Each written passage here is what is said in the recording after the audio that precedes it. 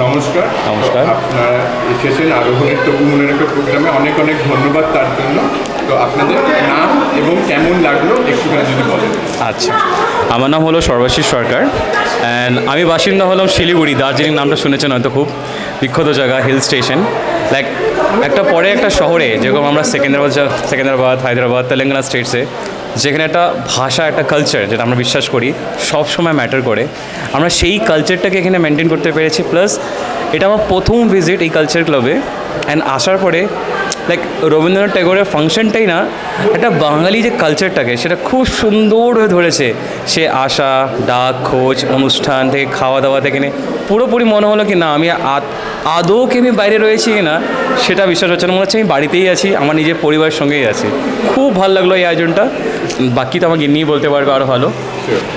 ভীষণ, মানে বাঙালি, মানে আমরা সবাই কলকাতা, আমাদের ওয়েস্ট বেঙ্গলকে সবাই মিস করি।